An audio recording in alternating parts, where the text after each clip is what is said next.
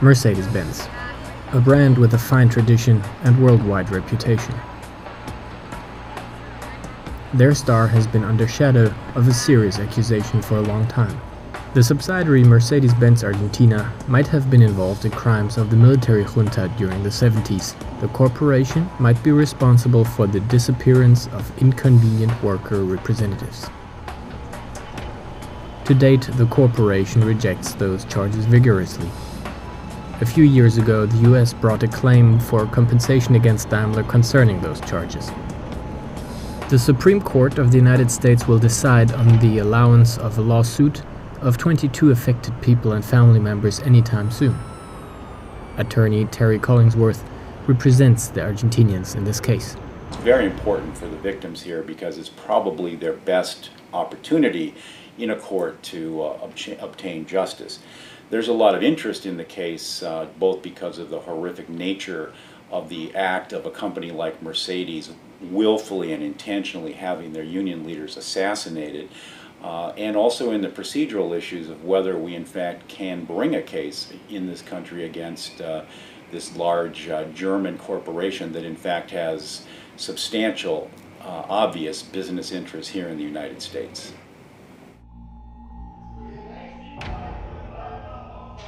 For years in Germany, human rights organizations, individual unionists and the critical stockholders of Daimler urged a critical controversy about the role of Mercedes during the military dictatorship.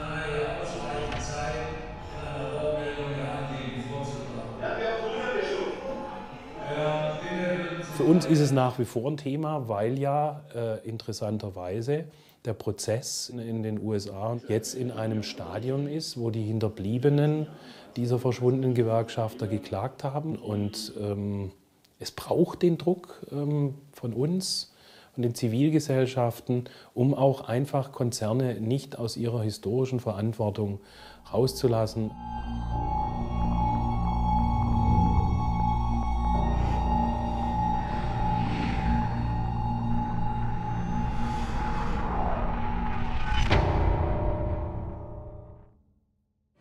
During the military dictatorship in Argentina from 1976 to 1983, 10,000s of people were arrested and kidnapped, especially unionists, leftists, artists, students. Around 30,000 people were murdered, including workers of Mercedes Benz Argentina. Some survivors have fought together since years now. Hector Rato, Hugo Crossato and Julio D'Alessandro worked for Mercedes Benz during the 70s. No less than 14 of their colleagues were arrested and kidnapped, presumably tortured and murdered. Hugo Crossato could feel the deadly atmosphere after the military coup at Mercedes Benz Argentina. Because he wanted to survive, he decided to leave the corporation in the summer of 1976. Julio D'Alessandro went into hiding in 1976, and 1 year later he left the country. Just in time. Hector Rato stayed at Mercedes. He was arrested on the spot at work and deported to a torture facility. Have those three left-wing worker representatives been a thorn in the flesh of Mercedes Benz Argentina? To this day, nobody from the corporation has ever asked about them. Nobody took responsibility for what happened. Nobody ever apologized.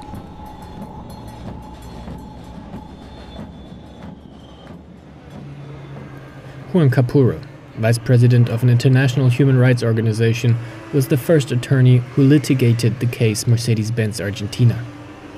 His evaluation of Mercedes' part during the dictatorship is tough. Pero evidentemente fueron cómplices de la dictadura y se valieron de ella para imponer retrocesos a las conquistas laborales y a los derechos de los trabajadores en beneficio de su tasa de ganancia, de sus beneficios económicos que fueron obtenidos en ese periodo a través de la política de complicidad con la violenta represión física y psicológica que ejercían los militares. Flashback. In the 1950s, the Daimler-Benz AG decided to take over the world markets, starting with Argentina under the president Juan Domingo Perón. Mercedes Benz Argentina was founded in September 1951. Trucks will hopefully make great profit. Scouting for a location for the truck factory, they find a little village called González Catán, 50 kilometers outside of Buenos Aires. It was a rather poor region, back then as well as nowadays. The first and biggest production plant outside of Germany emerged here in Catán. Thousands of jobs were generated.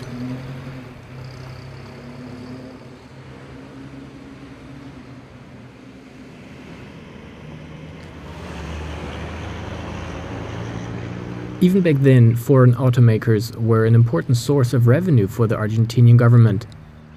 After years of prosperity, the country was about to experience a financial crisis at the beginning of the 50s, so the German trucks came right on time.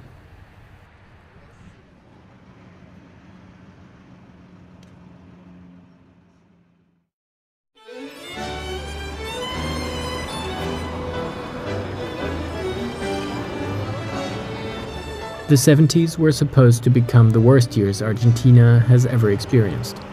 Economic problems, political chaos and terror. Governments exceed and resign. The cry for the strong man becomes louder and louder.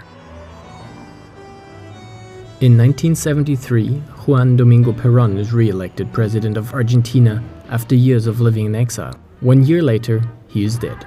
The government affairs are assigned to his third wife, Isabel. She bestows more and more power on the military and fails.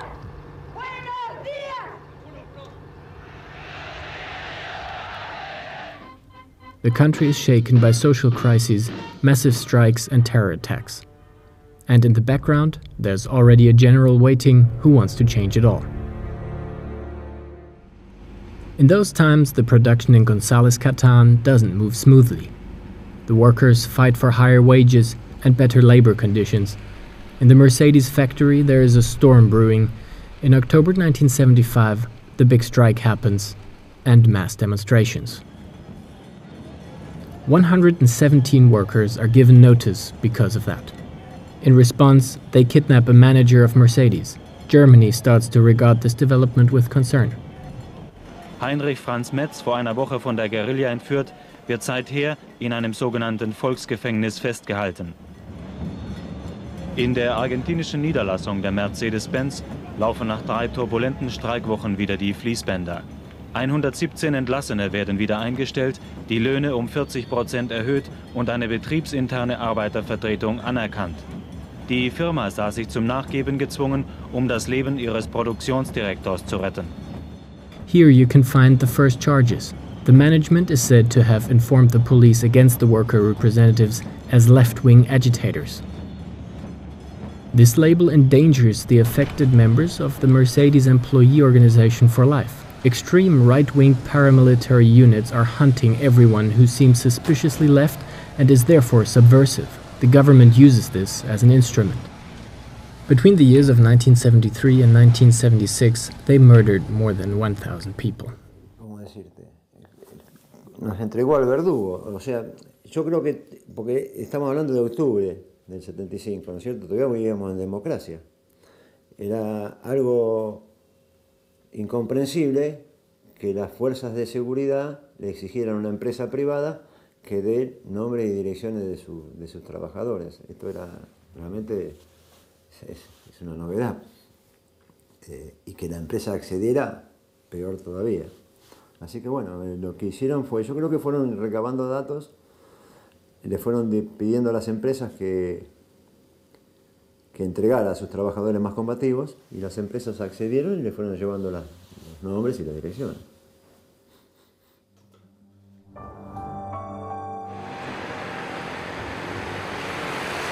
The critical left-wing members of the employee organization have to deal with another opponent, the enterprise and regime-friendly union SMATA.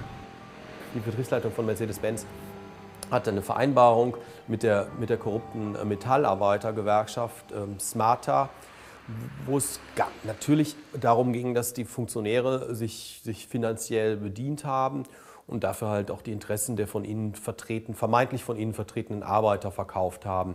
Und nicht nur bei Mercedes, aber eben auch bei Mercedes haben sich dann eben gerade in der ersten Hälfte der 70er Jahre sehr kampfstarke Betriebsräte auf betrieblicher Ebene gegründet und haben halt versucht, real die Interessen der Fabrikarbeiter zu vertreten. Da ging es um höhere Löhne, da ging es um bessere Arbeitsbedingungen und so weiter. Und das war der Betriebsleitung ein Dorn im Auge.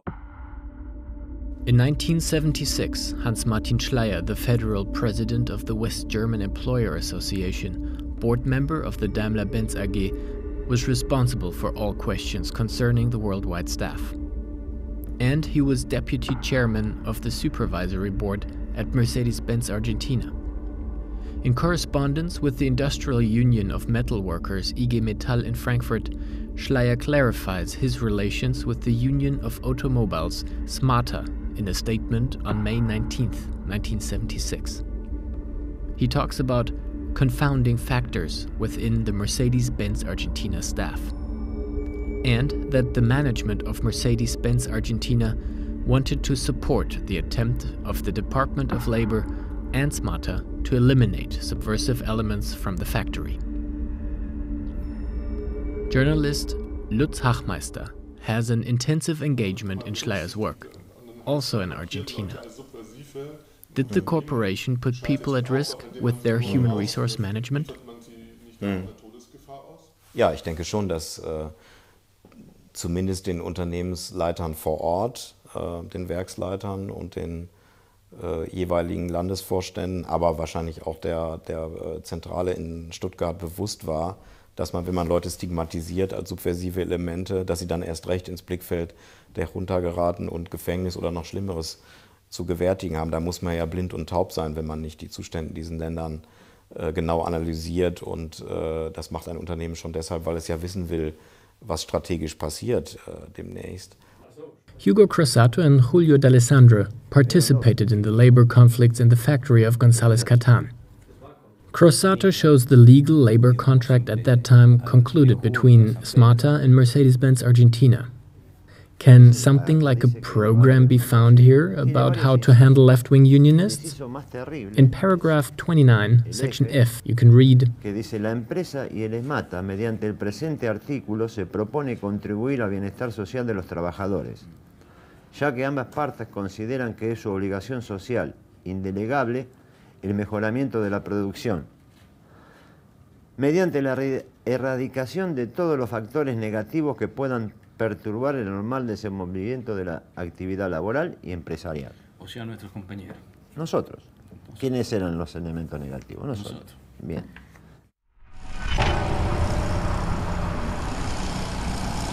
Six months after the big strike, the situation in Argentina exacerbates basically. The heated atmosphere in the country provides a fruitful ground for subversion.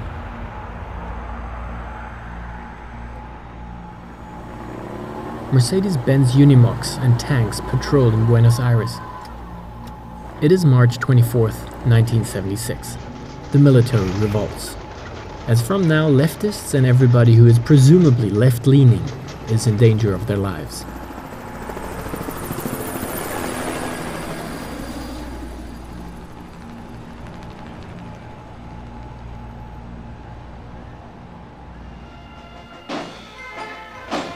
General Jorge Rafael Videla restructures society radically.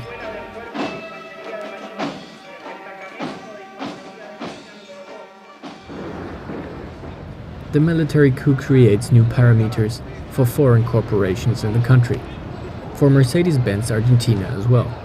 Now the military junta blends into the labor conflicts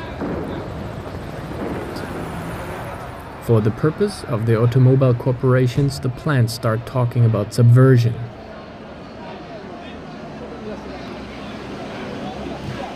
A statement of the military junta. Concerning the subversion in the industrial field, governments and military forces have mobilized by all available means to ensure the annihilation of the enemy first and foremost. Algunos ya lo preveíamos, sabíamos que el golpe había sido contra los trabajadores. y más contra los trabajadores organizados como estábamos nosotros. Así que bueno, fue empezar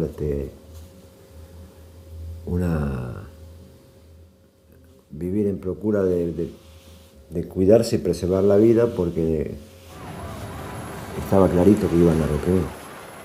Y bueno, cuando a través de la radio me entero del golpe, yo estaba esperando, buscando la comunicación de que había alguna reacción en la gente, así, pero por las transmisiones se notaba que no pasaba nada. Entonces una gran decepción en cuanto a lo que... Está bien, era una época medio difícil, ¿no? Pero en ese momento lo que yo esperaba, una reacción masiva de la clase obrera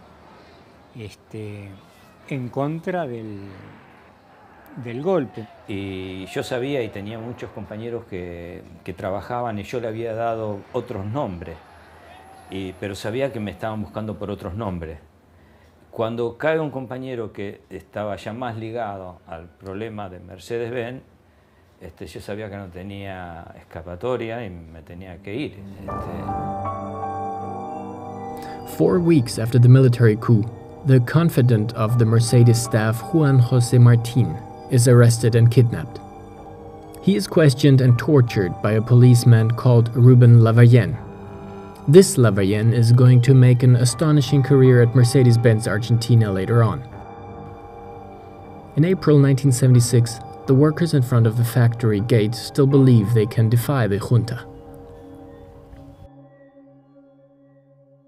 Que es el caso de Martín, que fue el primero en desaparecer en 1976. Cuando desaparece, finalmente después de 19 días, por la movilización de la fábrica, que hizo un paro, que paralizó las actividades y fue a las puertas del cuartel donde decían que lo tenían detenido, en movilización de todos los obreros, lo tuvieron que poner en libertad después de 19 días. Un día antes de que fuese liberado del lugar donde lo tenían secuestrado clandestinamente, que no era ese cuartel, la empresa le envió un telegrama a la casa a Martín diciéndole que le daba 10 días de descanso por lo que le había sucedido. ¿Cómo sabía la empresa lo que le había sucedido? Entonces era imposible que Mercedes-Benz no supiera que él estaba en poder de los militares si sabía ya que lo iban a liberar. Le llegó el telegrama primero antes que llegue él. Ahí se demuestra la complicidad de la empresa. Bueno, yo me voy en julio del 76, el 19 de julio. Y los motivos son que para preservar mi vida.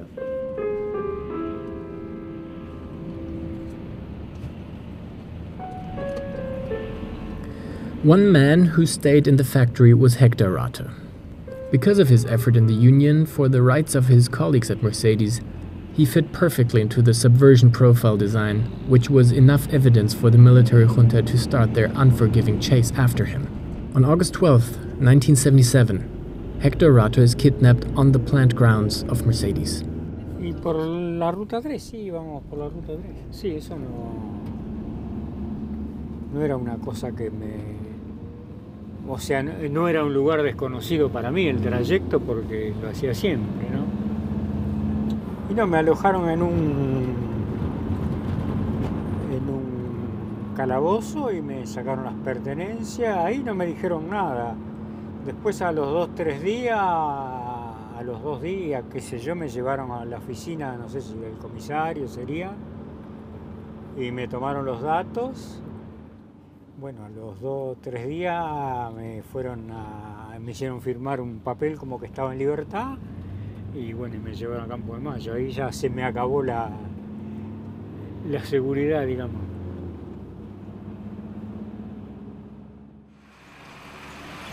Memoria, verdad y justicia. Memory, truth and justice. A dazzling slogan at this place. The entrance to one of the former biggest camps of torture in the country. Military base Campo de Mayo. Officer Candidate School of the Argentinian Army. 4,000 people were tortured here by the military noticeable many unionists. Most of them are still missing. The employees of Mercedes Benz disappeared here.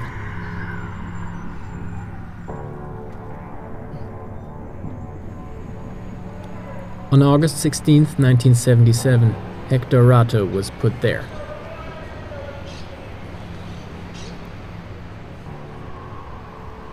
Había gente, yo la sentía en el galpón ahí donde estaban tiradas casi todo el día sobre una colchoneta. Había gente que estaba mucho peor que yo, ¿no? Que eran constantemente, oía que los llamaban, a cada uno lo individualizaban por un número y eran llamados y llevaban a torturar y volvían los que volvían, ¿no? A veces alguno no volvía y volvían hechos una piltrafa, verdaderamente horriblemente torturados, golpeados.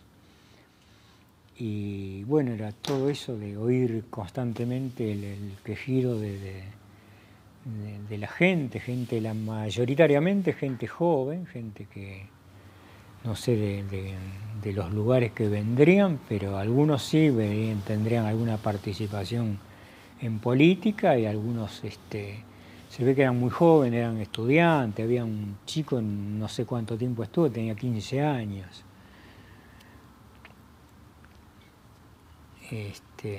Y todas las noches era oír que ingresaban más gente, todas las noches. Palace of Justice of Buenos Aires, 1985, 2 years after the military dictatorship was over, the first lawsuit was filed against the generals of the junta in this building. The trial is disturbing and Jorge Rafael Videla is sentenced to life imprisonment. The relieved population applauds.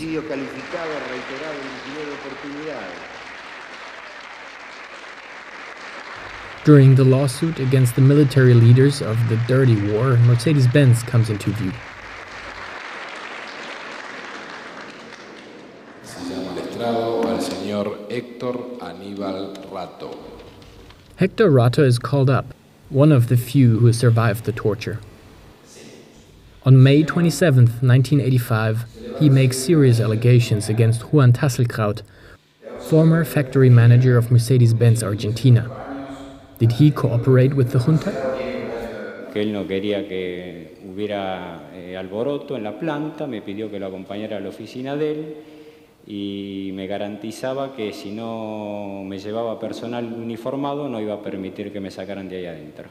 The court in Buenos Aires has no doubt about the credibility of his testimony. Did the factory management hand over the two unionists Hector Rato and Diego Núñez, who disappeared shortly after that in August 1977, to the military?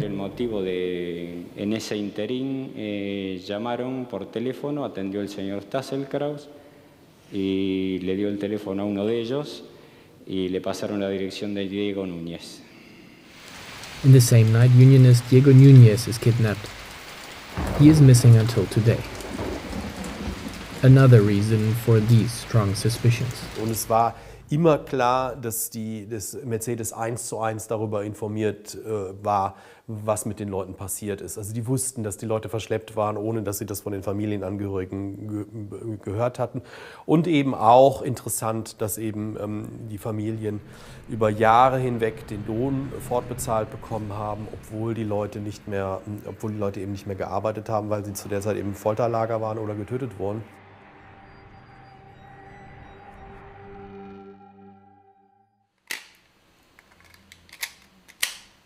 Die verschwundenen Betriebsräte waren nachts zu Hause abgeholt und verschleppt worden.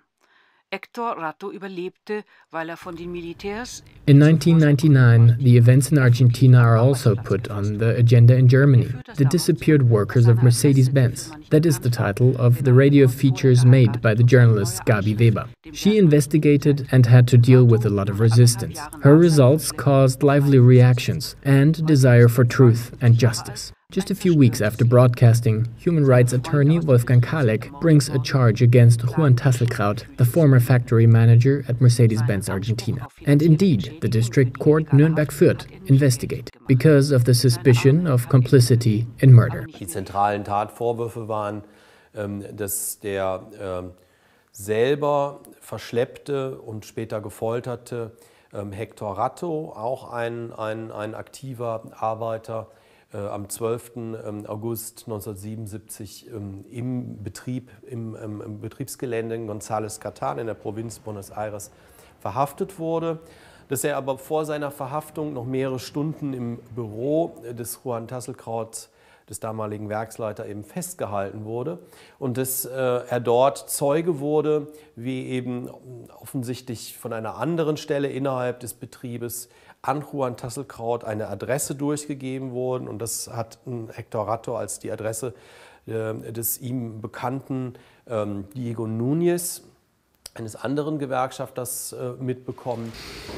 In November 2003, the prosecution of Nürnberg-Fürth stops proceedings in the case Juan Tasselkraut, the factory manager of Mercedes Benz Argentina. Reasoning: the main witness Ratto is unconvincing. And after all, it is difficult to know, they say, if Núñez is actually dead. Das hat in Argentinien selber wirklich nur ein wütendes Lächeln ausgelöst, weil in Argentinien selber nicht ein einziger Fall bekannt ist, wo jemand als verschwunden vermerkt wurde, der dann nicht von der Militärdiktatur ermordet wurde. Ja. Und ich meine, Entschuldigung mal, im Folterlager ist ja keiner beim Putzen von der Leiter gefallen und hat sich dabei das Genick gebrochen, sondern die Menschen sind zu Tode gefoltert worden oder sie sind auf die bekannten Arten und Weisen umgebracht worden. Das sind regelhafte Abläufe gewesen, so hat das System damals funktioniert, das konnte man nachweisen, das genügt auch heute argentinischen Gerichten, und deswegen war es schon bitter, dass die Staatsanwaltschaft Nürnberg-Fürth das Verfahren damals aus diesem Grunde eingestellt hat. The Daimler Chrysler AG rejects all accusations until the present day. Their position is clear. The corporation never supported the military dictatorship in Argentina. 22 affected people still believe in the contributory fault of the corporation. They don't want to give up, and early in 2004 they put in a claim for damages in the US. Against Daimler Chrysler, their last hope for retribution.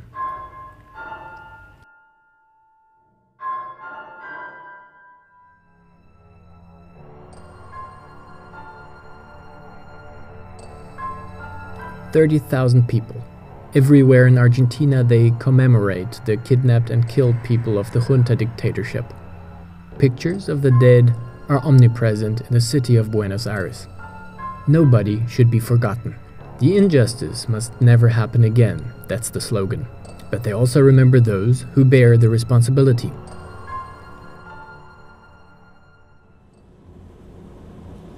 The case Mercedes Benz Argentina also leads to the provincial capital La Plata, just outside of Buenos Aires. They collected information here about the crimes during the military dictatorship and so-called truth trials. Also about the disappearance of the work councils of Mercedes Benz in 2001 and 2002.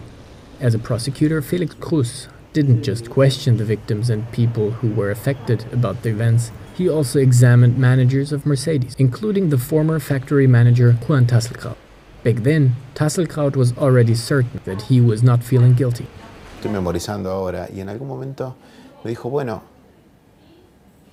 por algo usted va a ser siempre pobre, fue la respuesta que me hizo. Que me dio a una pregunta sobre la dinámica de la empresa y la relación con los trabajadores, ¿no? Y la verdad es que yo no quería entrar en su provocación, porque esto no tenía un objetivo confrontar con Tasselkraut, pero pensé para mí en aquel momento que mis ingresos, sean cuales fueren, no estaban asentados sobre cadáveres. No tengo dudas de que la empresa y ellos como operadores directos entregaron a la comisión interna. Era absolutamente evidente. Tengo para que lo recuerdes bien una foto. Juan Tasselkraut, gerente de producción. Cada vez que venían los militares, se abrazaba con los militares, parecían hermanos. Sí, señor. Se olvidó que había... It is the wish of the corporation that Juan Tasselkraut doesn't say anything about those accusations, because the possible trial in the US addresses him too.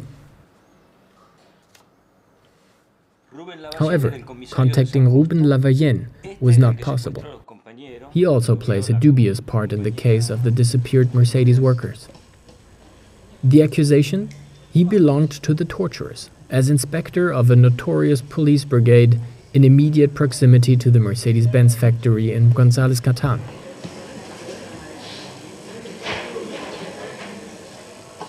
Ruben Lavagén, der Kommissar der nahegelegenen Polizeiwache,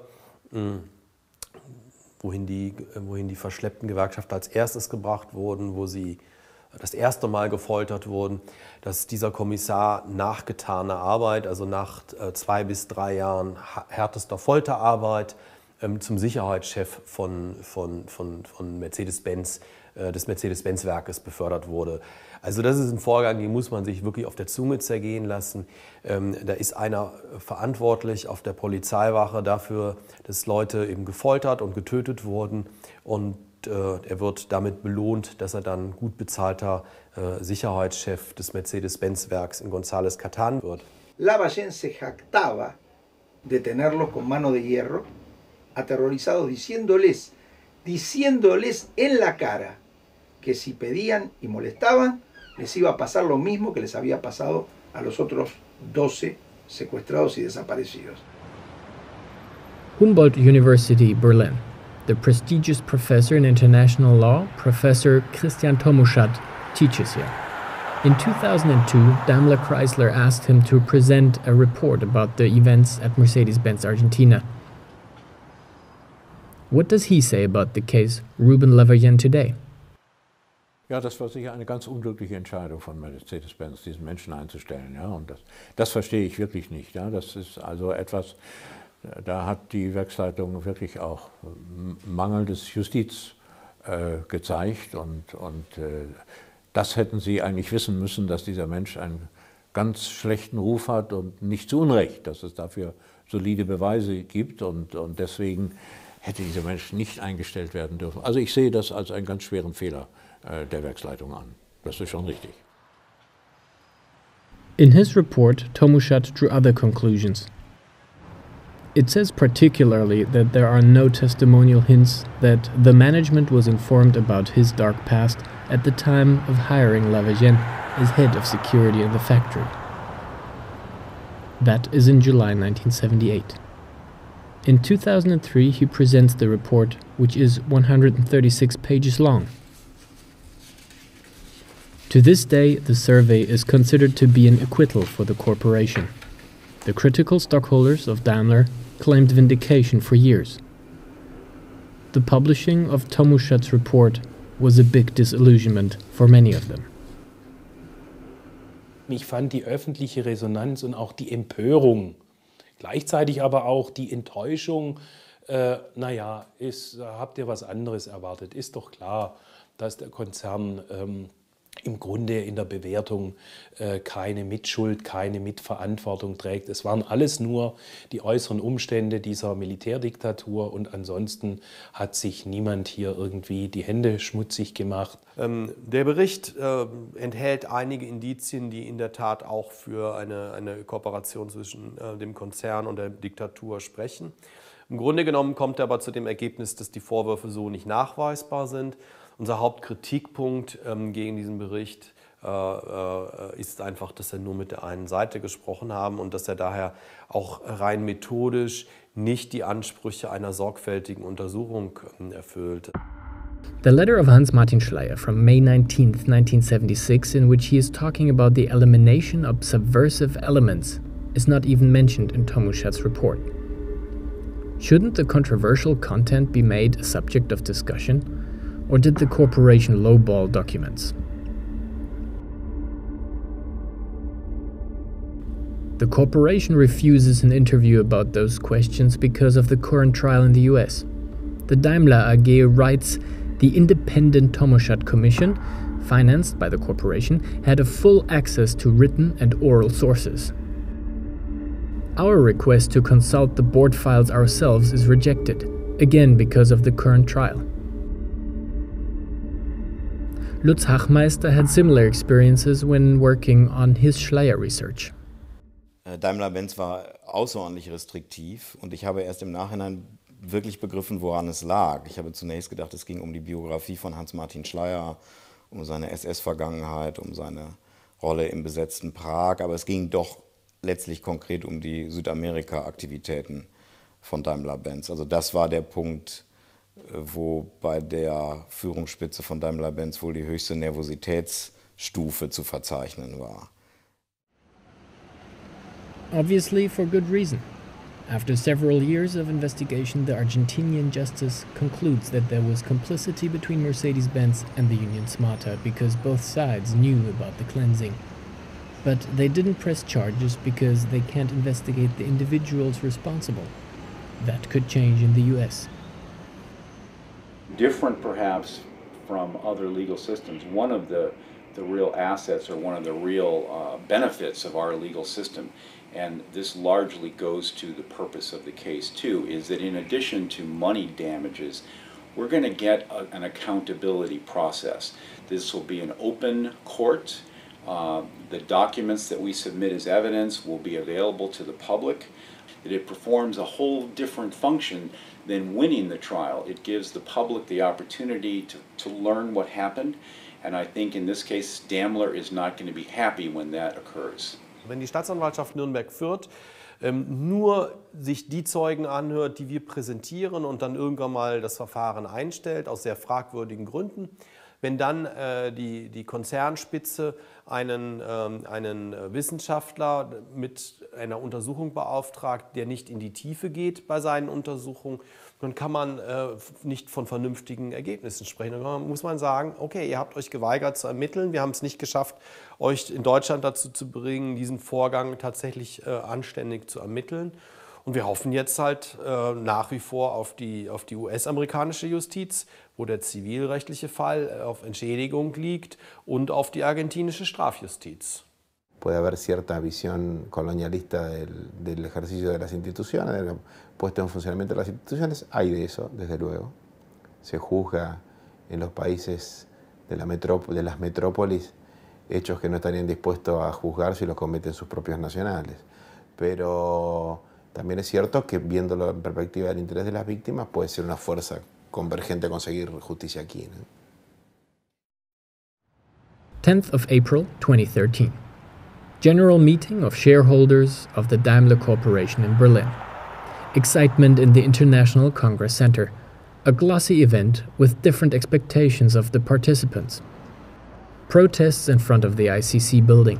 There are also representatives of the critical stockholders. From their viewpoint, the role of Mercedes Benz Argentina during the military dictatorship is still not worked off satisfactorily.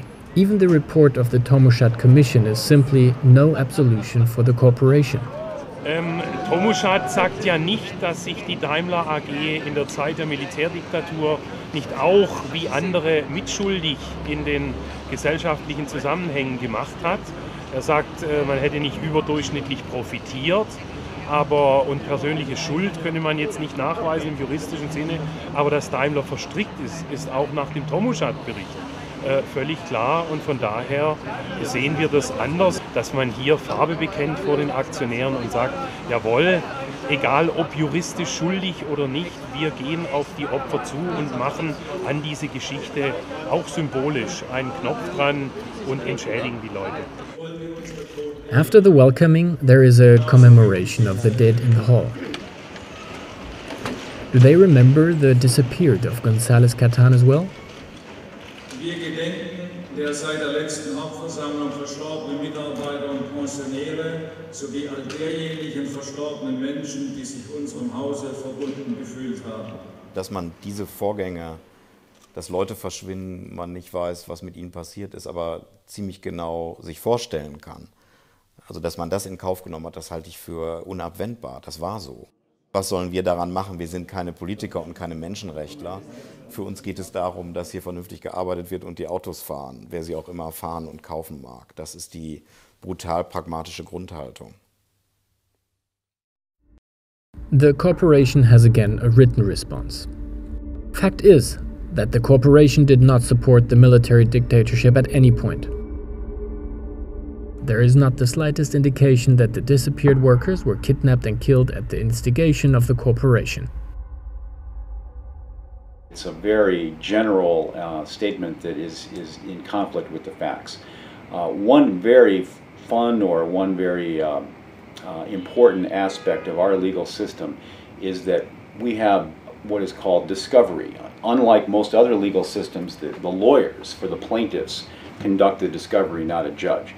So if we can get this case back to a trial court, I will be able to take depositions from all of the Daimler officials who have issued these blanket denials and confront them with the evidence and see what they have to say about it. But right now anyone can issue a press release, and the difference of speaking under oath when I'm questioning you is going to be substantial.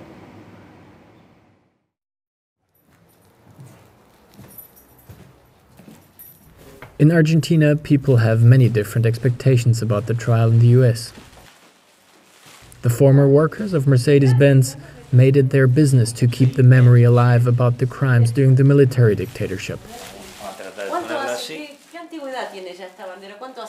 On every anniversary of the military coup, Julio D'Alessandro and his colleagues carry their banner through the streets of Buenos Aires. Ya ellos estaban trabajando anteriormente.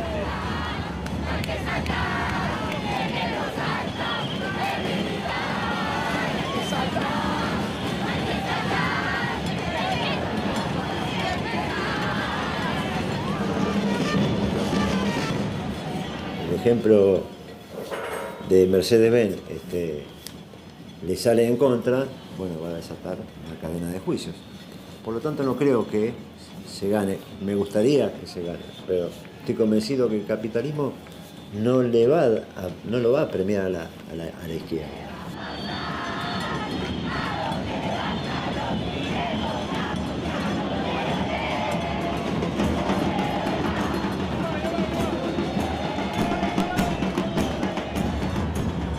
No, uno por experiencia sabe que o no llega o llega demasiado tarde, pero igual uno tiene que empujar para que se logre.